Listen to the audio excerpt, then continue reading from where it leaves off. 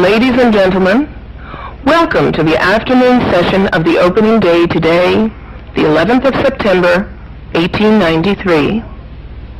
We now introduce you to Swami Vivekananda from India and request him to address us. Swami Vivekananda.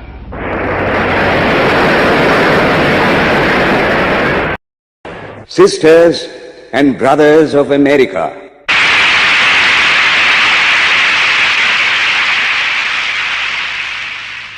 it fills my heart with joy unspeakable to rise in response to the warm and cordial welcome which you have given us.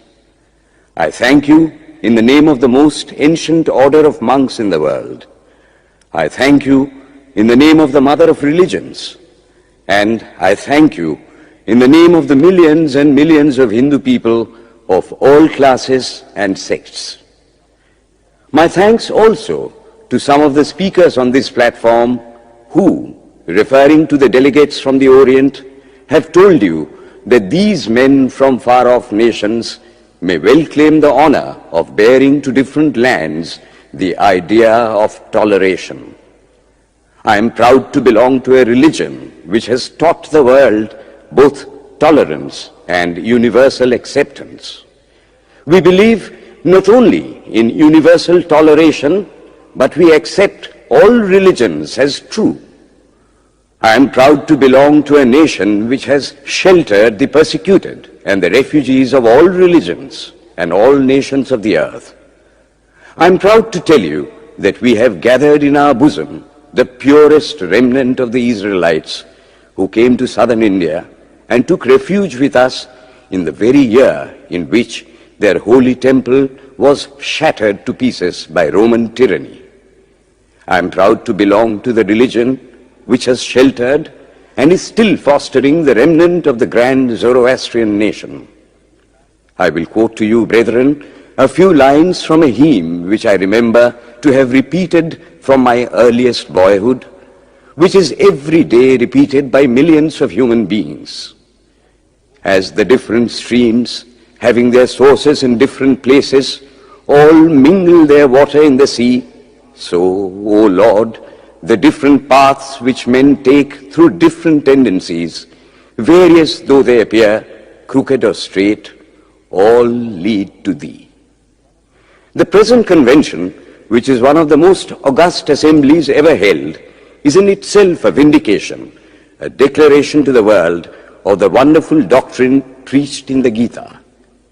Whosoever comes to me, through whatsoever form, I reach him. All men are struggling through paths which in the end lead to me.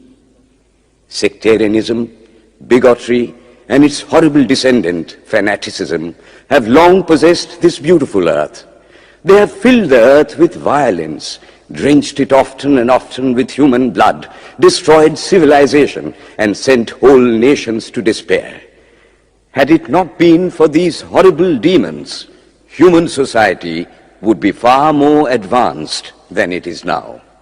But their time is come, and I fervently hope that the bell that tolled this morning in honor of this convention may be the death knell of all fanaticism, of all persecutions with the sword or with the pen, and of all uncharitable feelings between persons wending their way to the same goal.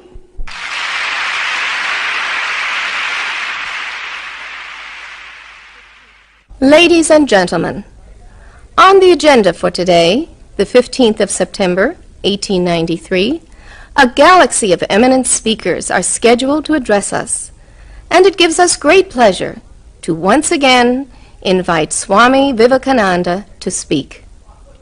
His subject for today, Why We Disagree. I will tell you a little story. You have heard the eloquent speaker who has just finished say, "Let us cease from abusing each other," and he was very sorry that there should be always so much variance. But I think I should tell you a story which would illustrate the cause of this variance. A frog lived in a well. It had lived there for a long time. It was born there and brought up there, and yet was a little small frog.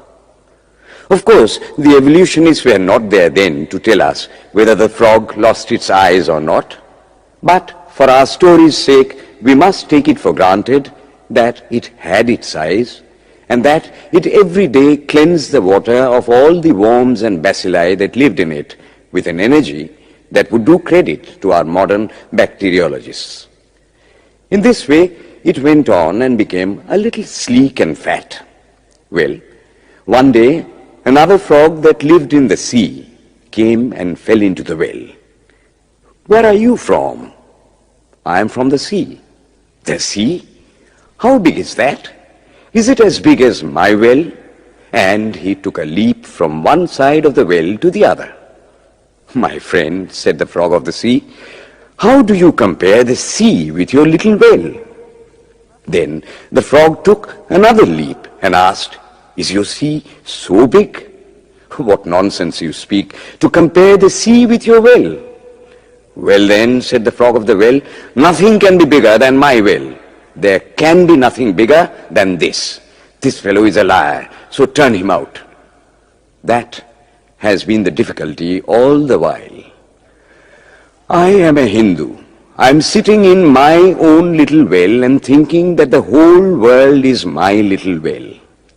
The Christian sits in his little well and thinks the whole world is his well. The Mohammedan sits in his little well and thinks that is the whole world.